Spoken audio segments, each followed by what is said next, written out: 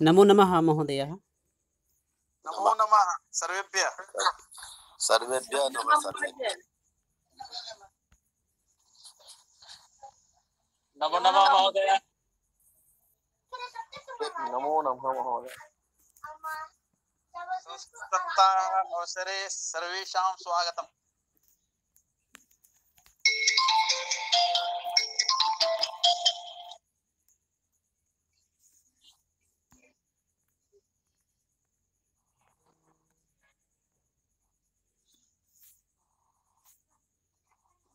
जनाः गच्छन्तः सन्ति अधुना विंशतिः। प्रणमामि आचार्य। सर्वेभ्यः प्रणमः। सर्वे म्यूट् कुर्वन्तु यतोहि अधुना आरम्भः भविष्यति।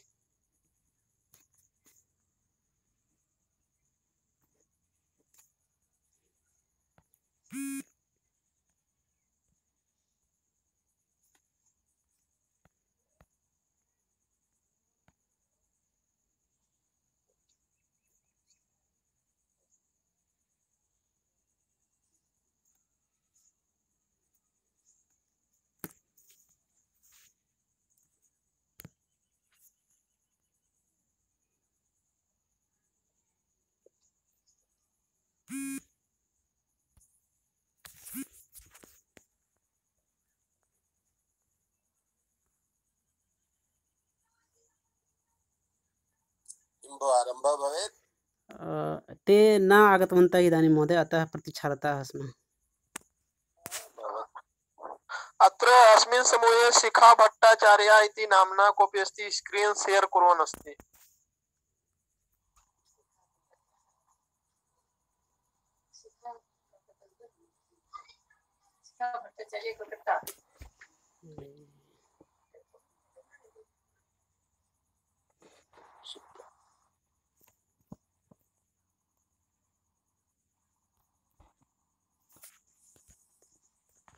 आं महोदय, इदानीं प्रारम्भं कुर्मः। सर्वेभ्यः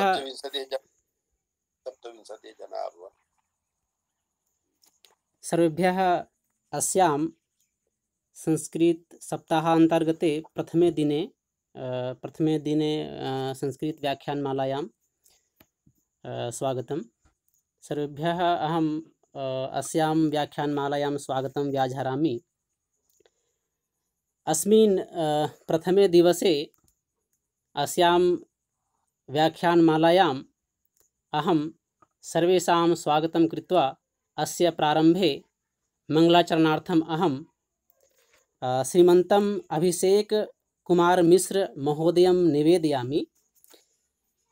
एते महोदयाः सम्प्रति संस्कृतभारत्यां हजारीबाग नगरस्य नगरमन्त्रिणः सन्ति। इदानीम् अहं श्रीमन्तम् अभिषेक कुमार मिश्र महोदयं मङ्गलाचरणार्थं निवेदयामि। अभिषेक कुमार मिश्र महोदयाः। सर्वेभ्यो नमो नमः। ओम नागेन्द्रहाराय त्रिलोचनाय भस्मांगरागाय महेश्वराय नित्याय शुद्धाय दिगंबराय तस्मै नकाराय नमः शिवाय मंदाकिनी सलिल चंदन चर्चिताय नंदेश्वर प्रमथनाथ महेश्वराय मंदार पुष्प बहु पुष्प सुपूजिताय तस्मै मकाराय नमः शिवाय शिवाय गौरी वदनाब्ज वृंद सूर्याय दक्षाध्वरनाशकाय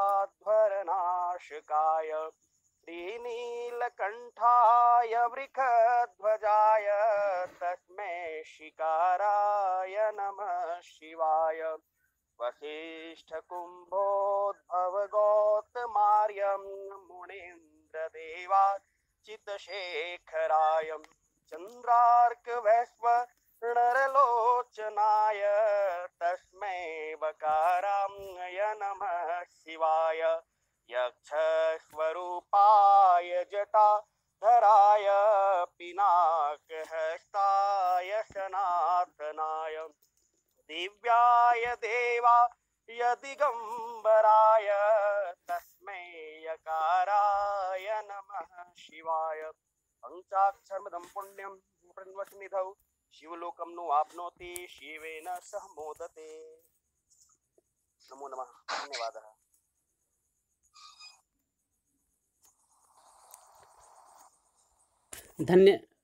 धन्यवादाः महोदयाः। इदानीं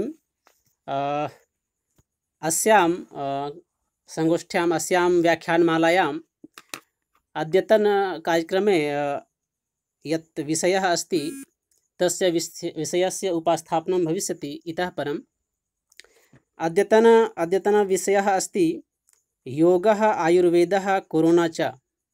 अस्य विषयस्य अस्माकं मध्ये ये उपस्थिताः वक्तारः सन्ति ते महोदयाः सन्ति श्रीमन्तः प्रोफेसर् डॉक्टर चन्द्रकान्त शुक्ल महोदयाः। एते महोदयाः पूर्वं संस्कृत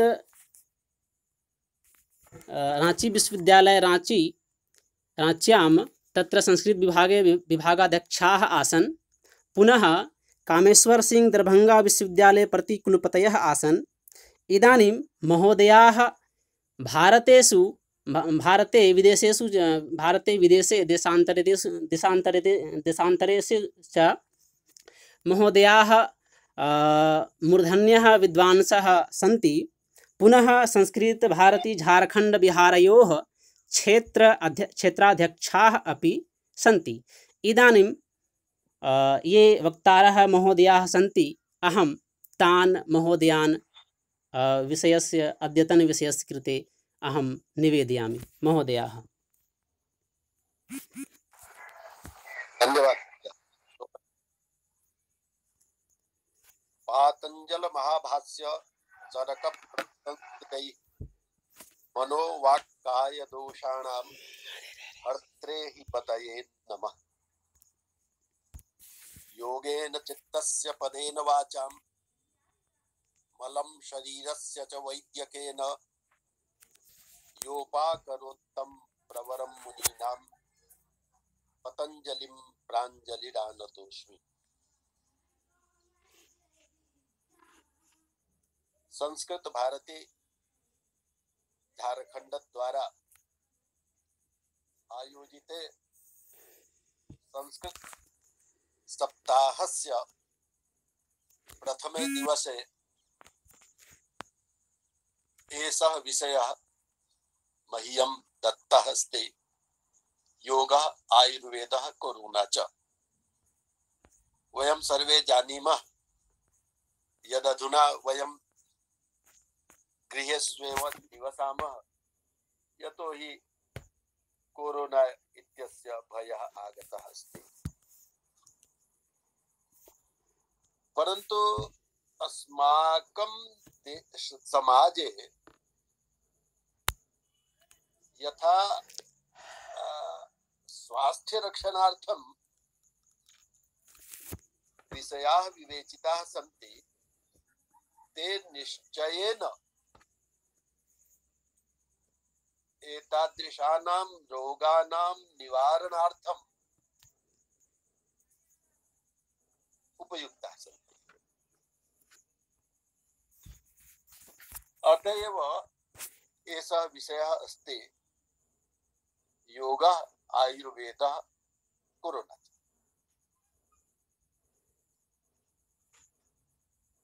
मया श्लोकद्वयेन मंगलाचरणं कृतम्। तत्र भावः एकः एव आसीत्। यः पतंजलिः अस्ति, महर्षिः पतंजलिः, सः शेषनागस्य अवताररूपेण अस्माभिः स्वीकृतः अस्ति। एषा सूचना प्राप्यते यत् सः एव पतंजलिः योगसूत्रस्यापि रचनां कृतवान्, महाभाष्यस्यापि रचनां कृतवान्, पुनश्च चरक संहितायाः अपि रचनाकारः स एव। अतएव योगेन चित्तस्य पदेन वाचाम अर्थात महाभाष्य द्वारा वाण्या मलं शरीरस्य च वैद्यकेन वैद्यक शास्त्रेण आयुर्वेद शास्त्रेण यह चरक संहितायाः रचनाकारः अभवत् सः पतञ्जलिः प्रणम्यः अस्ति इति। अत्र विवादः अस्ति, परन्तु भवतु नाम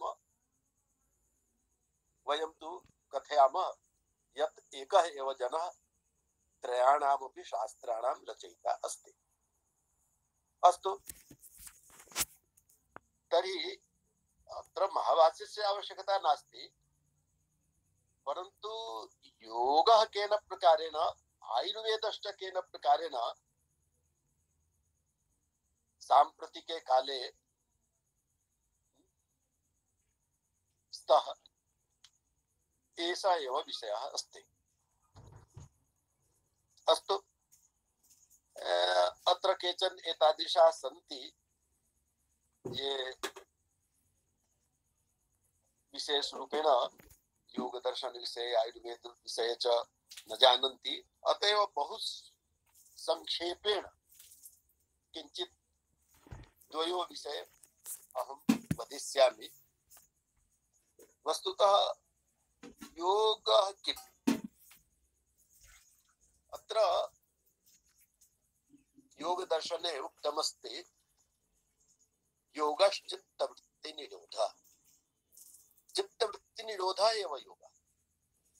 चित्तवृत्तीनां सर्वथा निरोधः यः भवति स एव योगः। योगः अर्थात योजनम अर्थात टोटल करणं न, तत्र योगः अर्थात समाधि। अतएव अनेके इत्थं भ्रमं कुर्वन्ति यत् आत्मनः परमात्मनोः सह योजनं मेलनं योगः इति तन्न। इदं तु भ्रामकं तथ्यं। योगः अर्थात समाधि प्राप्तिः। तर्हि अतएव योगः चित्तवृत्ति निरोधः। चित्तवृत्तीनां निरोधः कथं भवति? एतदर्थम् उक्तमस्ति अभ्यास वैराग्याभ्यां तन्निरोधः। अत्र गीतायामपि उक्तमस्ति अभ्यासेन तु कौन्तेय वैराग्येण हि लभ्यते। इत्थं योगः अस्ति। तत्र बहवः विषयाः विवेचिताः सन्ति, परन्तु यस्य आवश्यकता अस्ति अद्य मत्कृते सः विषयः अस्ति अष्टांग योगः इति। अष्टांग योगे यम नियम आसन प्राणायाम प्रत्याहार धारणा ध्यान समाधयः अष्ट अंगानि भवन्ति।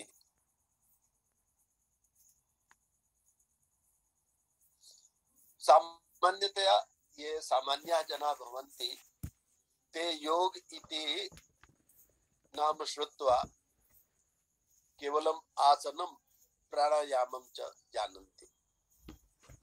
वस्तुतः ते न जानन्ति यत् योगः एकः अतीव महत्वपूर्णः विशिष्टः किञ्चित् अस्ति। वस्तुतः अष्टांग योगेष्वपि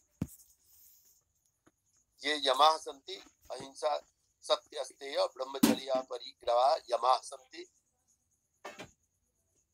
तेऽपि अधुना मत्कृते उल्लेख्याः सम्प्रति न सन्ति।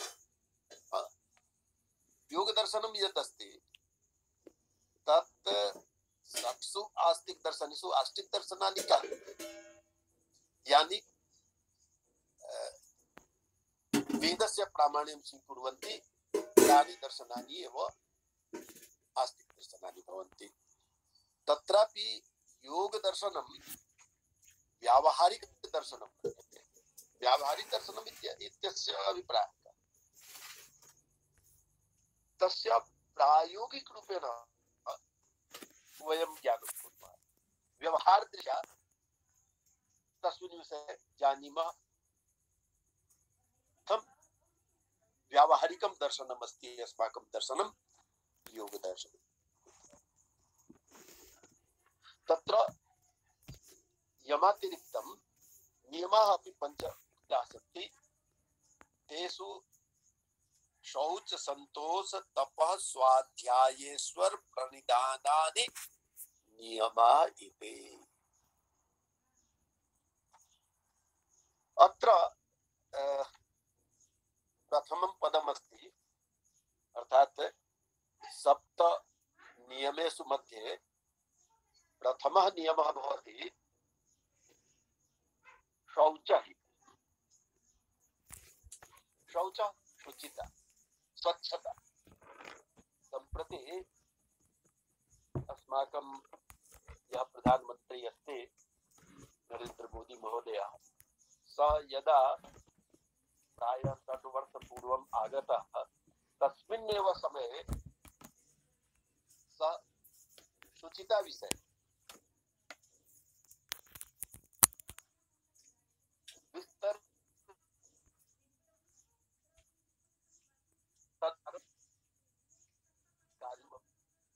जायनमस्ति स्वच्छतायाः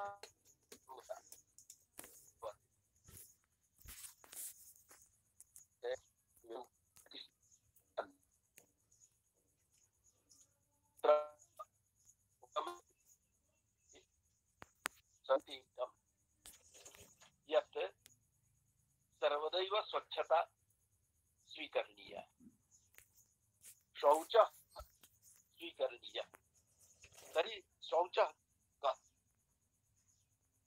एतस्मिन् विषये महर्षिणा पतञ्जलिना सूत्रद्वयं दत्तमस्ति प्रथमे सूत्रे तत्र तेन लिखितमस्ति शौचात् स्वाङ्गजुगुप्सा परैरसंसर्गश्च स्वाङ्गात् शौचात् स्वाङ्गजुगुप्सा स्व अंगात् जुगुप्सा भावः स्यात् शौचेन किं भविष्यति यत् वयं स्व अंगात् अपि जुगुप्सा भावं स्वीकुर्मः अस्माकं शरीरे बहूनि अंगानि एतादृशानि सन्ति यत्र मलस्य निःसारणं भवति यथा मुखतः मुखे यदि अहं हस्तं स्वीकरोमि नासिकायां यदि हस्तं स्वीकरोमि तर्हि किं भवति तत्र अशुचिः जायते अतएव तत्रापि अस्माकं जुगुप्सा भावः भवेत् अधुना ये चिकित्सकाः सन्ति ते किं कथयन्ति अथवा प्रशासनद्वारा किम् उच्यते यत्र तत्र सर्वत्र थुक्का न करणीया छिक्का न करणीया किमर्थम् यतोहि तेन कोरोना कोविड-19 इति अस्ति तस्य विस्तारः जायते तर्हि अतएव उच्यते यत् वारं वारं अस्माभिः हस्तप्रक्षालनं करणीयम् अतएव एषः पतञ्जलिः बहु पूर्वं न्यूनातिन्यूनं 2000 वर्षपूर्वं ततोप्यधिकम् एषः उक्तवान् अस्ति यत् स्व अंगात् जुगुप्सा भावः भवेत्। अतएव हस्तप्रक्षालनादिकं सर्वदैव करणीयमिति निर्देशः अस्ति। तत्रैव तेन उक्तमस्ति, तस्मिन्नेव सूत्रे अस्ति, स्वाङ्गजुगुप्सा परैः असंसर्ग, अन्यैः जनैः सह असंसर्ग, संसर्गः न भवेत्। यस्मिन् विषये प्रारम्भिके दिवसे एव अस्माकं प्रधानमन्त्री उक्तवान् आसीत्, सोशल डिस्टेंसिंग इति। अहं सोशल डिस्टेंसिंग इति पदं सम्यक् न स्वीकरोमि। अहं तु स्वीकरोमि यत् पर्सनल डिस्टेंसिंग इति। अर्थात शरीरतः शरीरेषु अंतरं भवेत्। इदमेव तु सोशल डिस्टेंसिंग अस्ति। अधुना उच्यते यत् कति दूरे कोऽपि भवेत्, तर्हि अयमपि भावः पतञ्जलिना बहु पूर्वमुक्तः अस्ति। यदि इत्थं वयं स्वाङ्गात् जुगुप्सा पुनश्च परैः असंसर्ग इति स्वीकुर्मः, तदा कथं कोरोना आगमिष्यति? सम्प्रति एषः अक्षय कुमारः अस्ति, यस्य विज्ञापनम् आगच्छति एतस्मिन् विषये। तत्र एतौ द्वौ एव विषयौ तत्र स्तः। तर्हि इत्थं कोरोना इत्यस्य रक्षणार्थं यत् उक्तमस्ति अधुना, तत्तु बहु पूर्वम् अस्माकं पतञ्जलि मुनिना प्रतिपादितमस्ति। भवतु। तर्हि इत्थं प्रथमं सूत्रमस्ति शौचविषये, शौचात् स्वाङ्गजुगुप्सा परैः असंसर्गः। द्वितीयतया तेन द्वितीयं सूत्रं दत्तमस्ति, सत्व शुद्धि सौमनस्यैकाग्रेन्द्रिय जयात्म दर्शन योग्यत्वानि च। अत्र सः प्रतिपादयति यत् शौचे यद्यपि विषयद्वयं भविष्यति, तत्तु प्रथम सूत्रे उक्तं, परन्तु द्वितीय सूत्रे सः कथयति यत् सत्त्वशुद्धिः अर्थात् अंतःकरणस्य शुद्धिः अपि स्यात्। यदि अस्माकं अंतःकरणमपि शुद्धं न भविष्यति, तदापि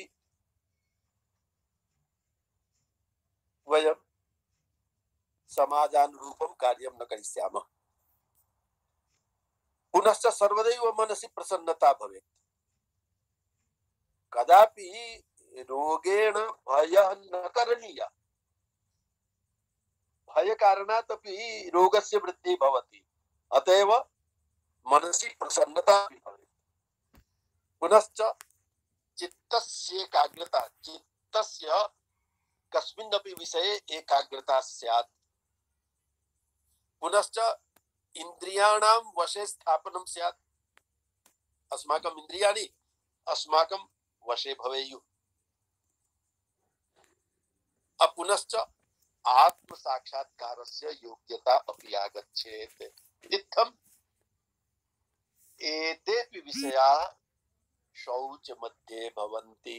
इत्थं पश्यामः यत् बहु पूर्वम् अस्माकं महर्षिः पतञ्जलिः शौच यदुक्तवान् अस्ति, तत्तु सर्वं साम्प्रतिकमेव प्रतिभाति। अस्तु। अग्रे तेन एकं पदं दत्तमस्ति, तपः इति। तपसा अपि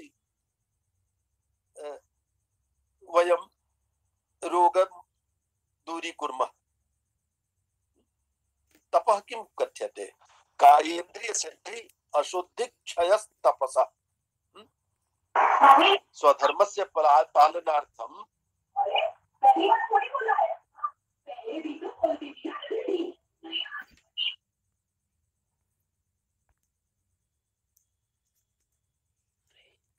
महोदय भवतां म्यूट् जातम् इदानीं।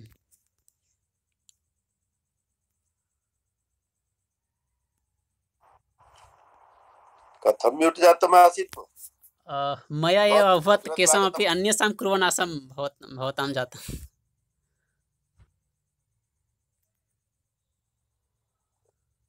मम तु आगतम्। आम्, इदानीम् आगच्छति ध्वनिः महोदय।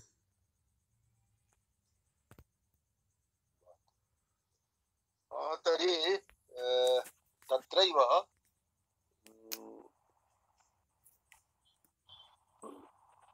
नियमेषु उक्तमस्ति शौच संतोष तपः स्वाध्यायेश्वर प्रणिधानानि नियमाः। तर्हि शौच विषये तु सूत्रद्वयं दत्तमस्ति। तत्र विस्तरेण तेन प्रतिपादितमस्ति पतञ्जलिना यत् स्वच्छता स्वीकरणीया।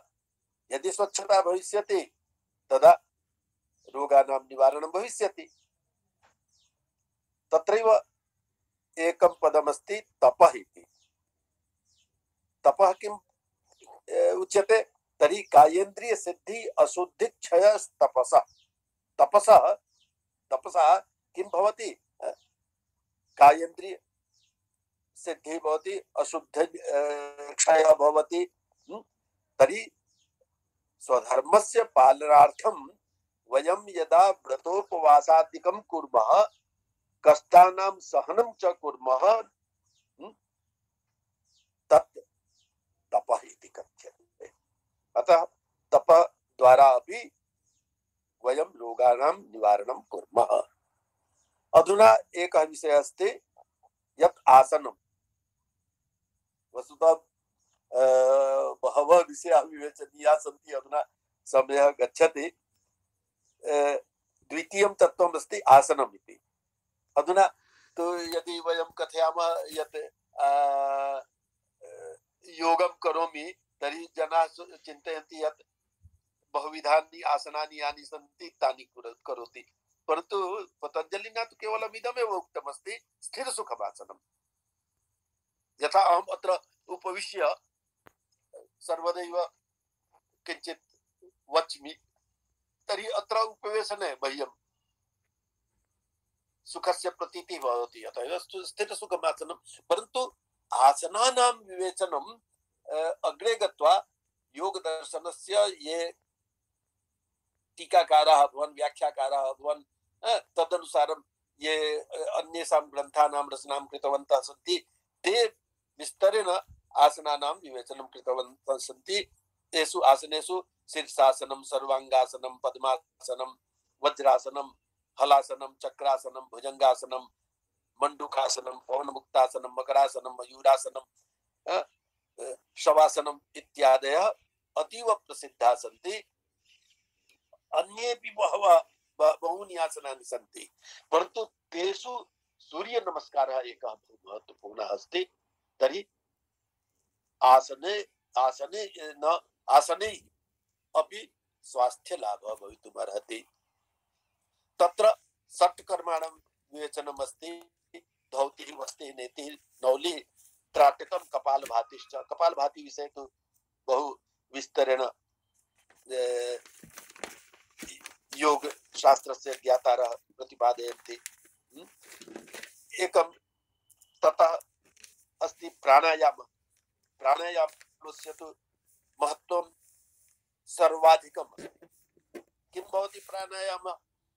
एतस्मिन् विषये पतञ्जलिना उक्तमस्ति तस्मिन् सति श्वास प्रश्वासयोर् गतिविच्छेदः प्राणायामः। तत्र किं भवति? श्वास प्रश्वासयोः गतिविच्छेदः। तत्र श्वासस्य गतिः भवति, प्रश्वासस्य गतिः भवति, परन्तु तत्र यदि वयं विच्छेदं कुर्मः स एव प्राणायामः। श्वासः किमस्ति? श्वासः तत्र यः बहिः गच्छति, यः बहिस्तात् आगच्छति सः श्वासः, यः बहिः गच्छति सः प्रश्वासः, श्वासः प्रश्वासः च।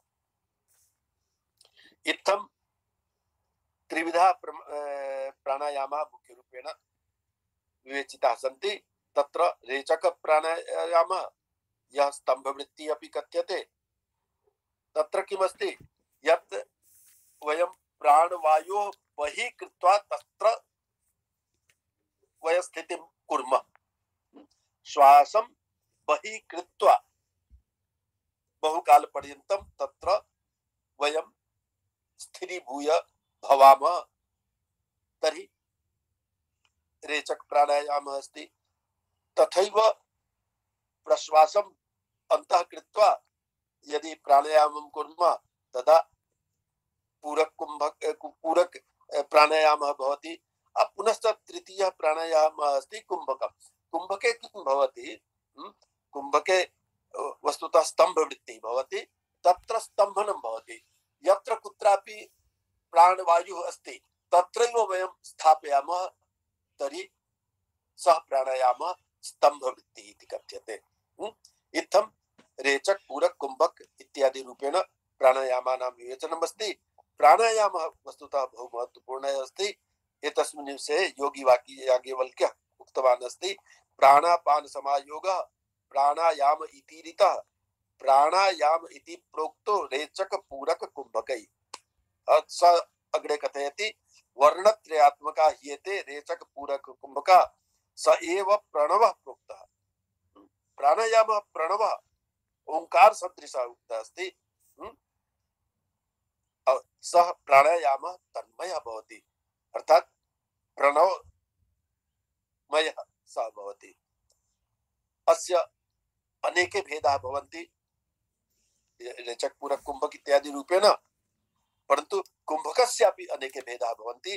तत्र उक्तमस्ति गोरक्ष संहितायां, सहितः सूर्यभेदः, उज्जायी, शीतली, भस्त्रिका, भ्रामरी, मूर्छा, केवली, इत्थम् अष्टभेदाः सन्ति कुम्भकस्य। परन्तु केचन कथयन्ति यत् प्लाविनी अपि प्राणायामस्य कुम्भकस्य भेदः भवति। इत्थं नवभेदाः तु कुम्भकस्यैव सन्ति। तर्हि इत्थं आसनद्वारा, प्राणायामद्वारा वयं स्वशरीरस्य स्वास्थ्यं वर्धयामः। अधुना द्वितीयं शास्त्रम् अस्माकम् अस्ति आयुर्वेदशास्त्रम्। आयुर्वेदः किम्?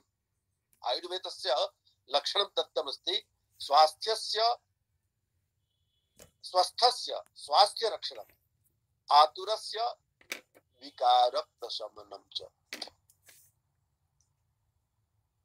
अर्थात् आयुर्वेद शास्त्रं केवलं चिकित्सा शास्त्रं नास्ति, अपितु स्वस्थजनस्य कृते कथं स्वास्थ्यरक्षणं भवेत् इदमेव सर्वाधिकं महत्वपूर्णम् अस्ति।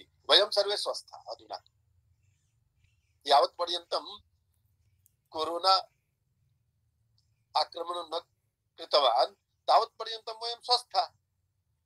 तर्हि स्वस्थस्य स्वास्थ्यरक्षणम् इदमपि आयुर्वेदशास्त्रम्। तत्र अस्ति स्वास्थ्य इति शब्दः किम्?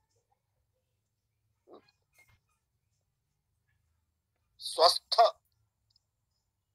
स्वस्मिन् स्थितः, अर्थात स्वधर्मे स्थितः, स्वस्मिन् अहं स्थितः अस्मि, यथा अहम् अस्मि तथैव अहम् अस्मि इति यः भावः भवति सः स्वस्थ इत्यस्य भावः। तर्हि स्वास्थ्यस्य रक्षणं, स्वस्थस्य रक्षणं स्वास्थ्यम्। पुनः आतुरस्य विकारप्रशमनम्, आतुरस्य अर्थात् रोगिणः भवतु, तत् चिकित्साशास्त्रम् अभवत्। यत् यदि कोऽपि रोगी जातः तस्य तत्कृते कथं चिकित्सा करणीया सः विषयः अपि द्वितीयः। परन्तु प्रथमतया किमस्ति, स्वस्थस्य जनस्य स्वास्थ्य रक्षणम् अधुना इदम् एव सर्वाधिकं महत्वपूर्णमस्ति। एतस्मिन् विषये आयुर्वेदस्य लक्षणं चरकसंहितायामस्ति, बहु प्रसिद्धमस्ति। हिताहितं सुखं दुःखम् आयुस्तस्य हिताहितं मानं च यत्रोक्तम् आयुर्वेदः स उच्यते। भवतु इदं विषयं त्यजामि, यतोहि समयः न्यूनः एव अस्ति। भवतु यथा योगस्य 8 अङ्गानि सन्ति, तथैव आयुर्वेदस्यापि 8 अङ्गानि सन्ति। यद्यपि द्वयोः मध्ये इत्थं नास्ति यत् योगस्य 8 अङ्गानि सन्ति अत एव आयुर्वेदस्यापि 8 अङ्गानि भवेयुः, तथा नास्ति। परन्तु संयोगवशात् योगस्यापि 8 अङ्गानि सन्ति, आयुर्वेदस्यापि 8 अङ्गानि सन्ति। 8 अङ्गेषु मध्ये एव चिकित्साशास्त्रदृष्ट्या यानि अङ्गानि भवन्ति तानि सर्वाणि अत्र आगच्छन्ति। तानि सन्ति शल्यं, शालाक्यं, कायचिकित्सा, भूतविद्या, कौमारभृत्यं, अगततन्त्रं, रसायनतन्त्रं, वाजीकरणतन्त्रं च। इत्थम् 8 आयुर्वेदस्य अङ्गानि भवन्ति। तत्र शल्यम्, एतस्मिन् विषये अपि विस्तरेण प्रतिपादनीयम् अस्ति, परन्तु नाहं प्रतिपादयामि। शल्यम् अर्थात् शल्यक्रिया, अर्थात् आङ्ग्लभाषायां यदि वयं कथयामः सर्जरी इति।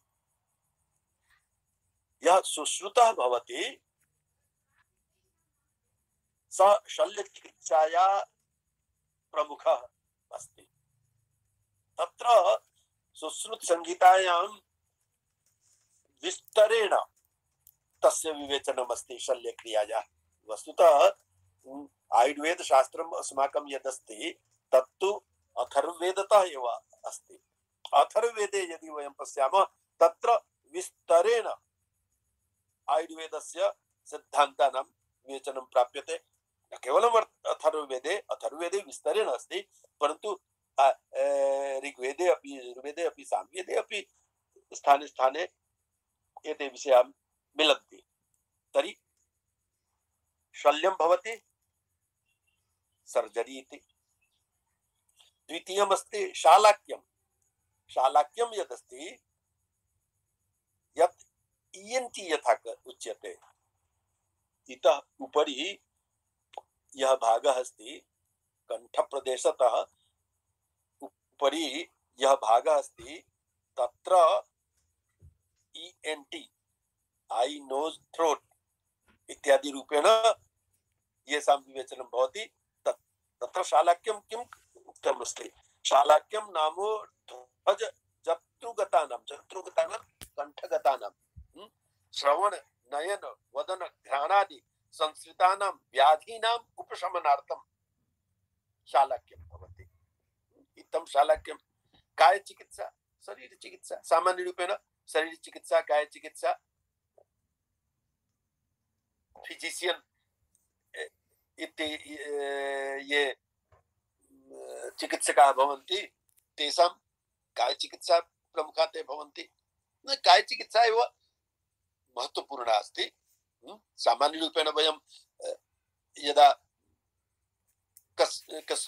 कस्मादपि रोगात् पीडिताः भवामः तदा कस्यापि फिजिशियन् पार्श्वे गच्छामः कस्यापि, तर्हि तत्र कायचिकित्सा मध्ये यदा सः पश्यति तदा सः कदापि कथयति यत् न मत् इदं भवान् अन्यत्र गच्छतु। परन्तु सामान्यतया कायचिकित्सा एव भवति।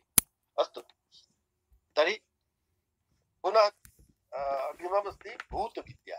भूतविद्या भूतप्रेत इत्यादि रूपेण अपि वक्तुं शक्यते, परन्तु वस्तुतः भूतबाधा इत्यादिकं यद् भवति सामान्यतया झारखण्डेषु वयं निवसामः, अत्र भूतप्रेत बाधा इत्यादिकं बहु प्रसिद्धमस्ति। वस्तुतः किम् अस्ति? मनोरोगः अस्ति। तर्हि मानसिक चिकित्सा दृष्ट्या भूतविद्या भवति, साइकियट्री इति। तर्हि भूतविद्या अपि भवति। पुनश्च कौमारभृत्यं यद् भवति तदस्ति पेडियाट्रिक्स् इति। पेडियाट्रिक्स् मध्ये किं भवति, अत्र यत् यस्मिन् विषये हिंदी भाषायां वयं कथयामः जच्चा बच्चा द्वयोः कृते, अर्थात् जातकः यः भवति तस्य जातकस्य माता यः भवति, द्वयोः कृते या चिकित्सा प्रणाली भवति सा चिकित्सा प्रणाली एव कौमारभृत्यम् इति। इत्थं कौमारभृत्यं। तदनन्तरम् अस्ति अगधतन्त्रम्। अगधतन्त्रं यद् भवति तत् अस्ति विषतन्त्रम् इति। विषदृष्ट्या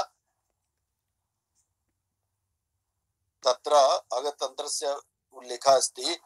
अगधतन्त्रं नाम सर्प कीट लूता मूषकादि दष्ट विषजन्य जनार्थं विविध विष संयोगोपशमनार्थं च।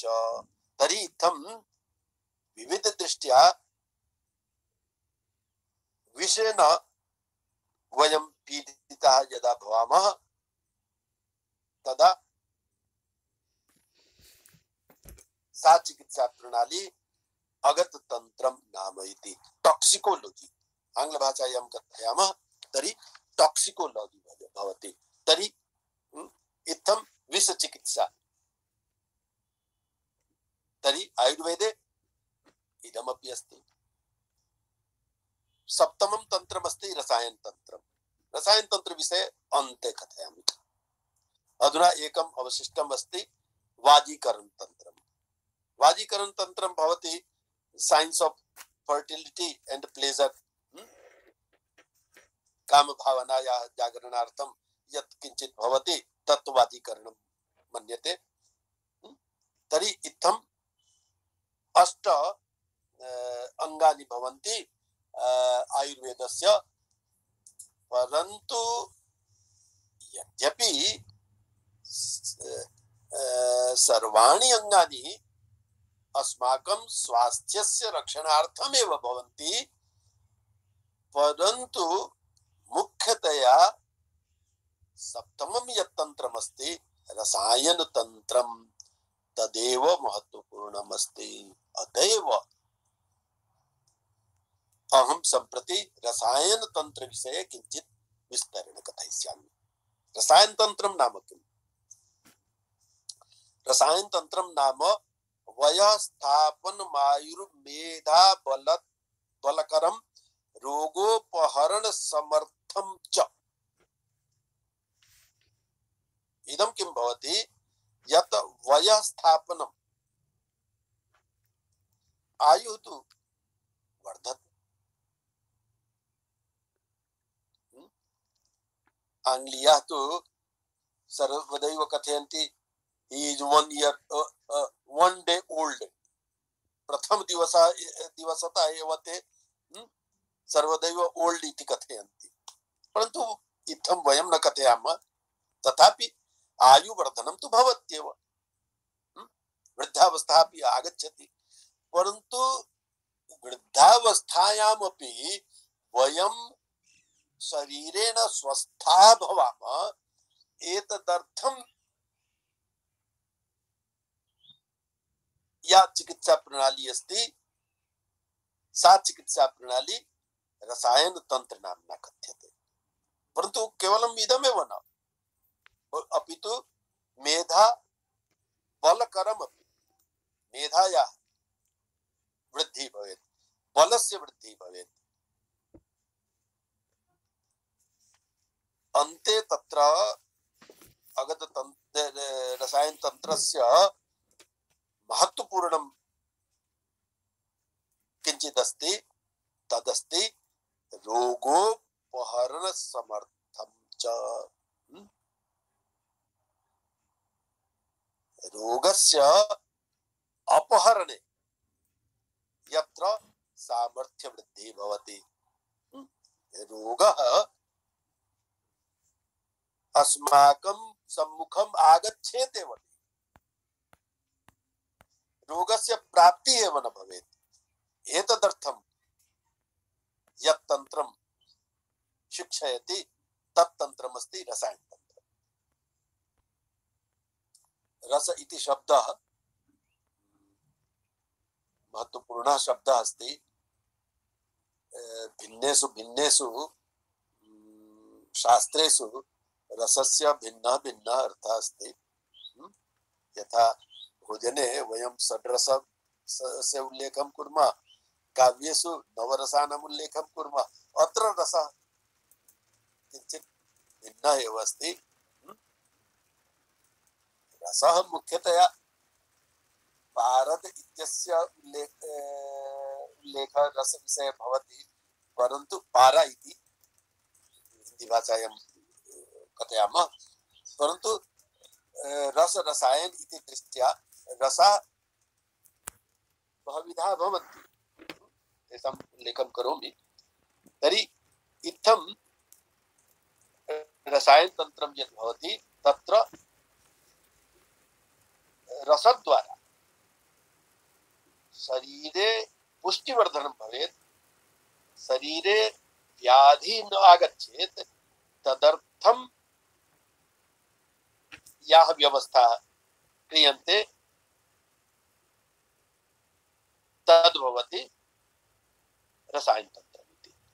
रसायनतंत्र विषये अष्टांग हृदये उक्तमस्ति यत् जरा व्याधि विध्वंसी भेषजं तद् रसायनम्। यत् जरा व्याधि विध्वंसी, यत् जरायाः कृते अर्थात् वृद्धावस्थायाः कृते पुनश्च व्याधि इत्यस्य कृते च विध्वंसी अस्ति, अर्थात् तस्य नाशनं करोति। जरायाः अपि विनाशनं भवेत्, व्याधेः अपि नाशनं भवेत्, अर्थात् व्याधयः आगच्छेयुः एव नहि। एतदर्थं यद् भेषजं भवति तत् रसायनम् इति अस्ति। ताः औषधयः याः जरायाः आगमने व्याधीनाम् आगमने च प्रतिरोधं कुर्वन्ति।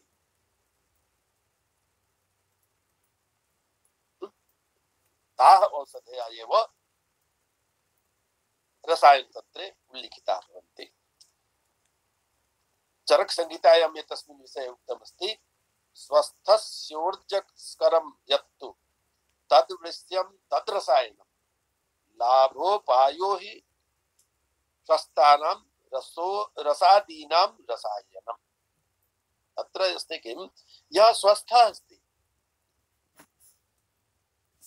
तस्य ऊर्जायाः वृद्धिः भवेत्।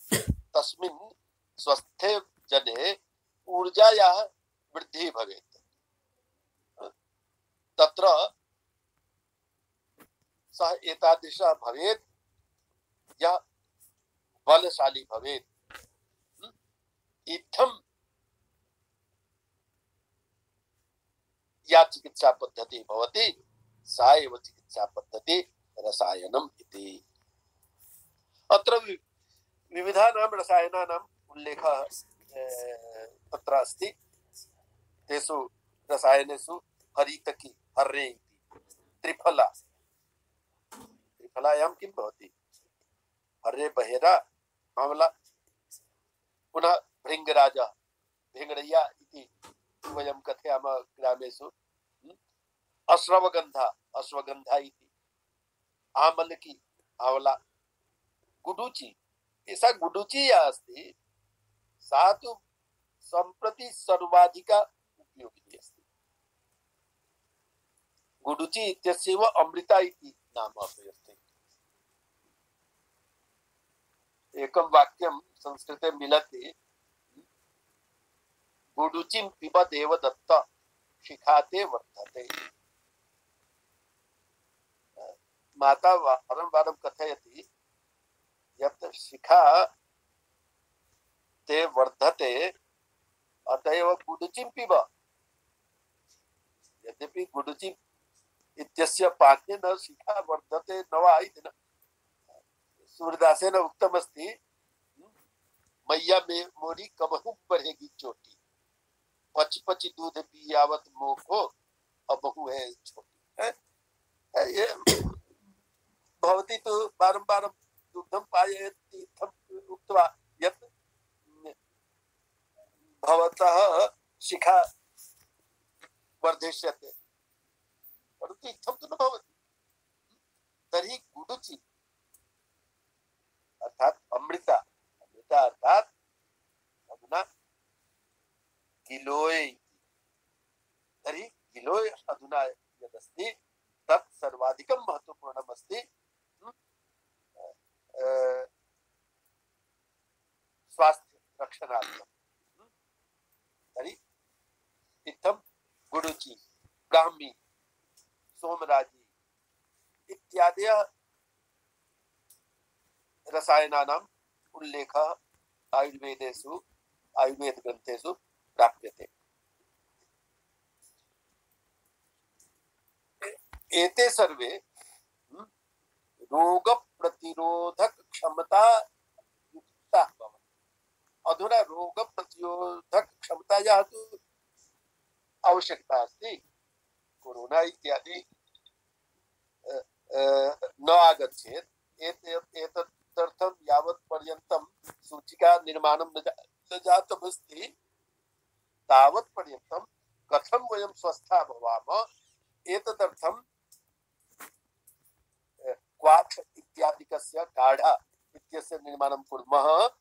तत्र इदं सर्वं वस्तु यदस्ति तत् रसायन रूपेण अस्ति। अस्माकं भोजनालये अपि यानि तत्त्वानि भवन्ति तानि सर्वाणि अपि रसायन रूपेण सन्ति।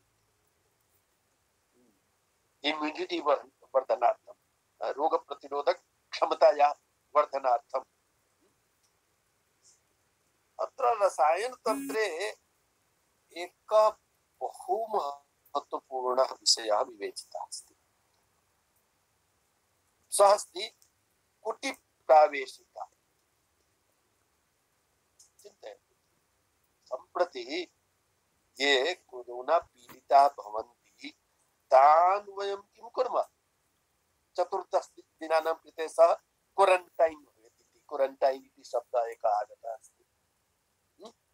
तत्र वस्तुतः कुटिप्रावेशिका अस्माकं आयुर्वेद शास्त्रेषु उक्तमस्ति हेल्थ रिसोर्ट इति।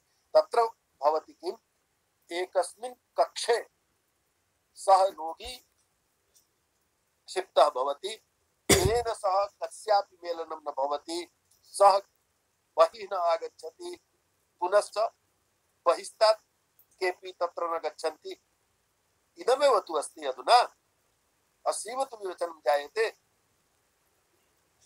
परन्तु एषः विषयः तु सहस्रशः वर्षपूर्वम् अस्माकं चिकित्सका ये आयुर्वेद शास्त्रस्य विद्वांसः सन्ति ते उक्तवन्तः सन्ति यत् इत्थं यदि रोगः कोऽपि भवति यः असाध्यः अस्ति तत् कृते सः कुटिप्रवेशे भवेत्। तत्र पञ्चकर्मणां विवेचनम् अस्ति। स्नेहनं, स्वेदनं, वमनं, विरेचनं, वस्तिश्च। इत्थम् एते विषयाः तत्र विवेचिताः सन्ति आयुर्वेद शास्त्रस्य रसायन तन्त्रे। रसायन तन्त्रस्य भिन्नतया विविध प्रकारकेण विवेचनम् अस्ति। तत्र आचार रसायनं, व्यवहार रसायनम् अस्ति। व्यवहार रसायने साक्षात् तत्र विविधानां प्राणायामानां विवेचनम् अस्ति। अर्थात् तै प्राणायामै कोऽपि जनः स्वस्थः भवितुम् अर्हति इति आयुर्वेद शास्त्रे अपि उक्तमस्ति। वस्तुतः योग आयुर्वेदयोः मध्ये परस्परं बहु निकटः सम्बन्धः अस्ति। साम्प्रतिके काले, कोरोना काले अस्माकं कृते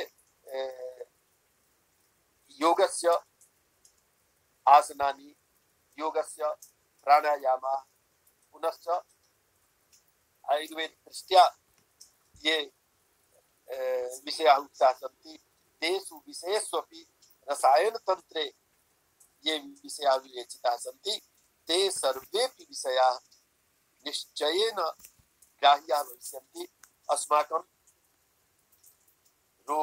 अस्माकं मध्ये रोगप्रतिरोधक क्षमतायाः विकासं करिष्यन्ति। इम्युनिटी वर्धनार्थम् एते महत्वपूर्णाः भविष्यन्ति।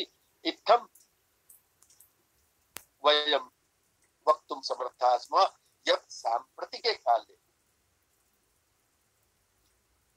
अस्माकं योगः अस्माकम् आयुर्वेदः च अतीव महत्वपूर्णः अस्ति। अधुना समयः जायमानः अस्ति। यदि 3 निमेषाः सन्ति, यदि कस्यापि प्रश्नः स्यात् तर्हि भवेत्। शोभनम्। धन्यवादः।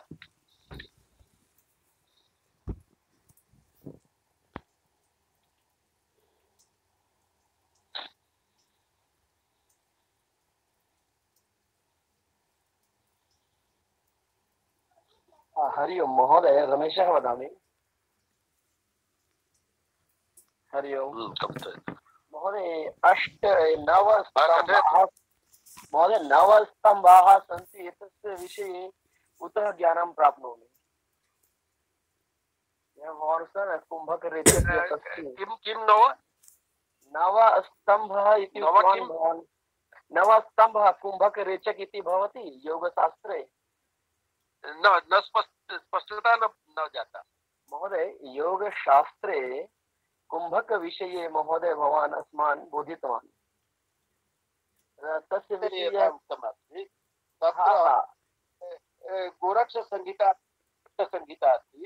घेरण्ड संहितायाम् उक्तमस्ति सहित सूर्यभेद, उज्जायी, शीतली, भस्त्रिका, भ्रामरी, मूर्छा, केवली, इत्थम् 8। परन्तु हठयोग प्रदीपिकायां प्लाविनी अपि उक्ता अस्ति। इत्थं 9 भेदाः तत्र उक्ताः सन्ति। परन्तु 9 भेदाः तत्र किं भवति सम्प्रति तु इत्थं समयः नास्ति यत् तेषां सर्वेषां विवेचनं भवेत्। परन्तु 9 भेदाः तत्र कुम्भकस्य। अस्तु, धन्यवाद महोदय। अन्यत् किञ्चित्? अहं सुनील कुमार कश्यपः। कथयतु। ये वयं संस्कृतज्ञाः स्मः, यदि वयं योगशास्त्रम् आयुर्वेदं न पठितवन्तः स्युः तर्हि निश्चयेन पठामः, अन्यान् एतत् ज्ञानं दातुं शक्नुमः।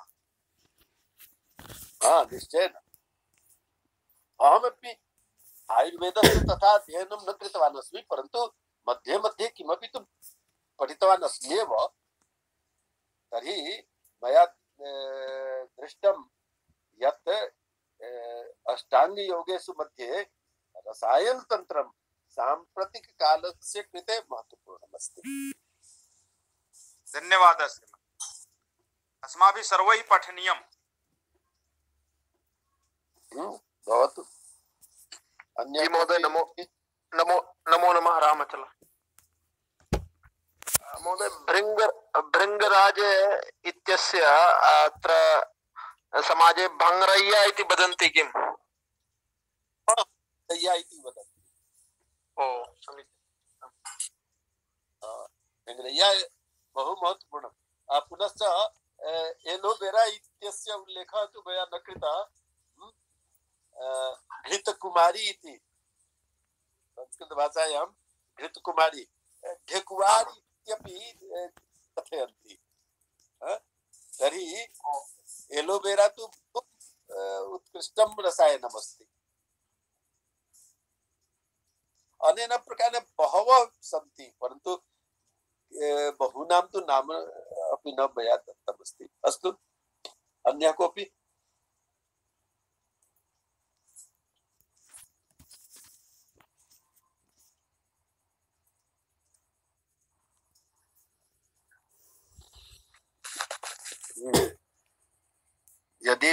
नास्ति तर्हि क्रान्तिपाठः भवेत् पुनः सूचनार्थं महोदय। हाँ कथयतु पृथ्वीराज।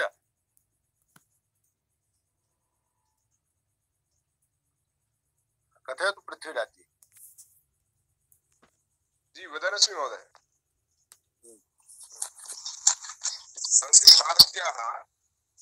संस्कृतभारती झारखण्डस्य फेस्बुक अकौण्ट् जातमस्ति, यूट्यूब चैनल अपि जातमस्ति। तो अधुना वयं यत् कार्यक्रमं कुर्मः तद् नीलिमा बावा भगिन्याः समीपम् अथवा शैलबाला भगिन्याः समीपं प्रेषयितुं शक्नुमः। तत्र अपलोड् भविष्यति। लैव् करणीयमस्ति चेत् तस्य अकौण्ट् तदा मेल ID पास्वर्ड् स्वीकरणीयं भविष्यति। वयं दद्मः। यस्मिन् जनपदे यः कस्य अपि कार्यक्रमं कर्तुम् इच्छति लैव् फेस्बुक एवं लैव् यूट्यूब द्वारा, तो तस्य अकाउंट पासवर्ड और मेल ID आवश्यकं भविष्यति तस्मै। तद् वयं दद्मः। भवान्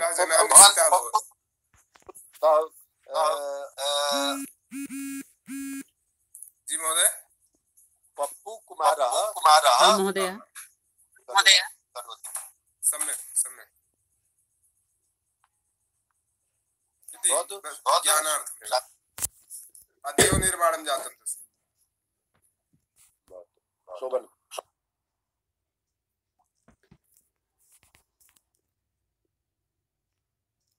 धन्यवादः महोदयः।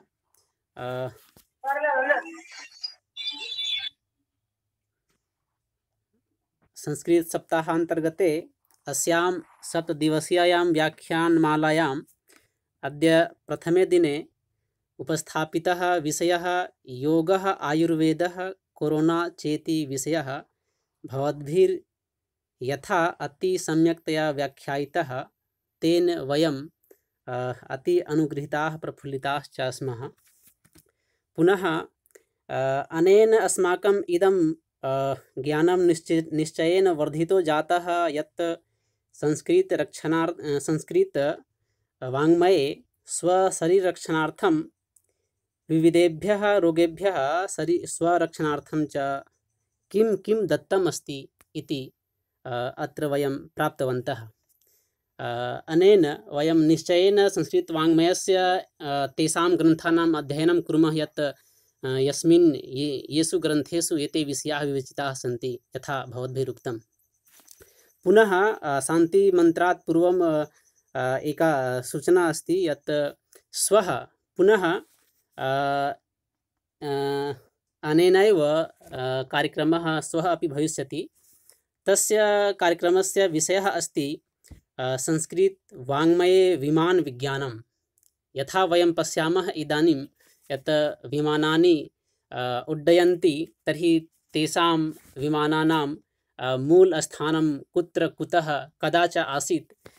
अतः अस्य विषयस्य ज्ञानं वयं श्वः कुर्मः।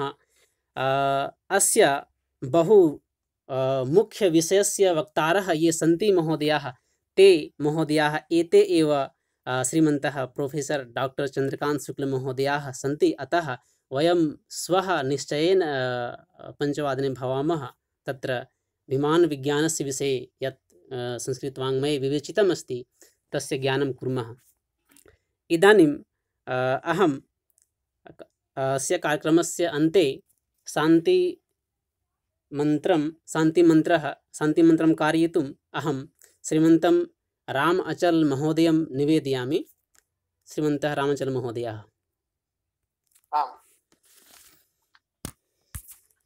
ओम पूर्णमदः पूर्णमिदं पूर्णात् पूर्णमुदच्यते पूर्णस्य पूर्णमादाय पूर्णमेवावशिष्यते।